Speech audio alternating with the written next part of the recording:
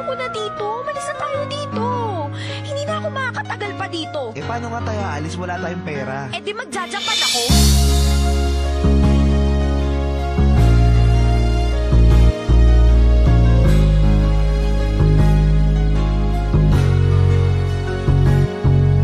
Babaeng itinuring kong asawa, kahit hindi kami kasal ay nagpasya na kaming magsama at mabuhay sa pamamagitan ng pagkanta. Kahit hindi sapat ang kinikita naming halaga, kaya kami ay nagpasya na manirahan sa Maynila dahil kailangan namin ng mas malaking kita. Nagtiis kaming umupa sa mainit na lugar dahil yun lang ang kaya ng aming perang napundar. Tumagal ng ilang araw at halos isang buwan, napapansin kong ang hirap ay di mo na matagalan. Kaya nung minsan ay may nang alok sa iyong mga ibang bayan para sa ating pangarap, di ka na nag-alinlangan. Lahat ginawa mo upang ika'y payagan ko. Nagtiwala ako sa sinabi mong hayaan mo. Isang taon lang ako doon, hindi ako magtatagal. At pagbalik ko pangako tayo ay magpapakasal. Kung nasaan ka man, lagi mong tandaan na may naghihintay sa iyo at umaasa.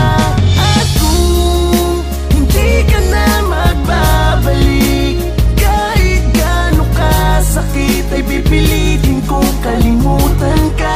Kahit mahal kita. Sa sobrang pangungulila, ako ay nanghihina dahil sa chat at sa cam na lang tayo nagkikita. Hanggang sa ang ating komunikasyo'y naging madalang at tumagal pa nga sa'kin, ika'y laging wala ng paramdam. Ganun pa man ay ginawa ko ang lahat. Ako'y nagsikap upang sa'yo ay di maging pabigat. Di ko na malayan na 3 taon na ang dumaan, kaya ako ay nagpasya na sa Japan ika'y sundan upang tulungan ka sa pag-abot ng ating pangarap. At sa aking pagdating, ikaw ang una kong hinanap. Agad akong nagtungo kung saan ka nagtatrabaho. Nung makita kita, ang laki ng iyong pinagbago. Niyakap kita't wala kong oras na inaksaya, ngunit ramdam ko na para bang hindi ka masaya. Laking gulat nang ang aking kamay ay iyong tinabig at sinabing pag-ibig ko'y sa iba na lang ibaling. Kung nasaan ka man, lagi mong tandaan na may naghihintay sa iyo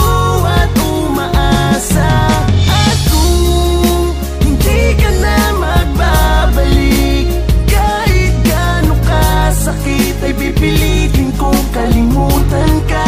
Kahit mahal kita. Walang awa mo ang iyong pinagtabuyan, matapos mo kong paasahin sa wala ngayon ay papayuhan mo ako. Natanggapin na lang na di talaga tayo. Kahit anong gawin ko ay hindi na magbabago ang iyong isip dahil nakamit mo na ang iyong pangarap. Kaya di ka natuwa na ikaw ay aking hinana. Para sa kayamanan ako'y iyong pinabayaan at iyong pinagpalit sa isang matandang mayaman. Dinamdam ko ang iyong pagpapaasa habang ako'y labis na nagdurusa, ika'y nagpapakasasa. Ginawa kong inspirasyon ang nangyari upang magsipag baka sakali sa aking pagyaman ika'y mabawi. Luwa ay aking inawit, naglakad papalayo habang sinasabing sana'y maging masaya kayo. Sa pagsara mo ng pinto, sabay sa pagbagsak ng luwa, hanggang kailan ba ako masasaktan at magdurusa?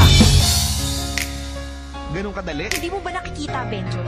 Maginhawa na ang buhay ko. Nakukuha ko ng mga gusto ko, natupad ko ng mga pangarap ko. Hindi pa ba maliwanag sa'yo yun? Ayoko na bumalik sa masikip at mainit na lugar natin sa Pilipinas. Ayoko na makaranas ng kahirapan. Ayoko na, Benjo. Kaya please, umalis ka na. Hindi ako alis, Umalis ka Cherry. na. Hindi ako alis hanggat hindi kita kasama. Ayoko na At sa'yo. sa aking ilang taong pagtatrabaho sa Japan, kahit gano'n kahirap ay kinaya kong pagtyagaan. Dahil sa kagustuhan kong ika'y bawiin, di ko inasahang may darating upang ang lungkot ko'y pawiin. Isang babae na di umalis sa aking tabi nung mga panahong binabalot ako ng bigati. Mabigat man ang loob ko'y nagawa niyang pag-aanin, kaya di nagtagal siya'y aking natutunang mahalin. At lumipas pa ang ilang taon habang kami nagtatagal, ay nagpasya na kaming dalawa na magpakasal. Kami ay naging masaya't wala na akong mahihiling, ngunit di ko inasahan ng iyong biglang pagdating. Ika'y umiiyak at sa'kin nagmamakaawa at sinabing hiwalay na kayo ng iyong asawa. Kala mo sa iyong pagbabalik ako'y natutuwa, lakas pa ng loob mong sabihin ika'y mahal ko pa. Kahit na konti sa iyo'y wala na akong nadarama, natuto na ako matapos mo ako gawing tanga. Hindi mo ko madadaan sa mga pagluwa mo, hindi lahat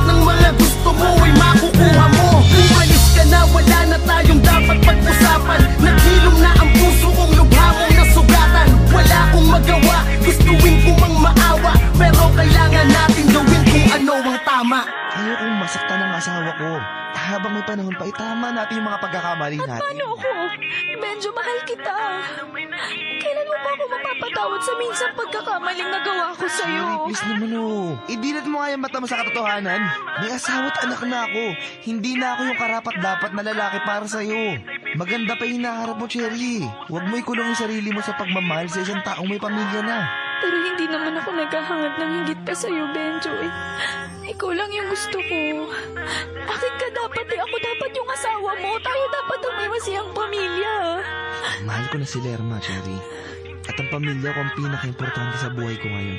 Sana, sapat na dahilan na yun para tumigil ka na. I'm sorry for everything, Cherry. Pero wala ka nang babalikan.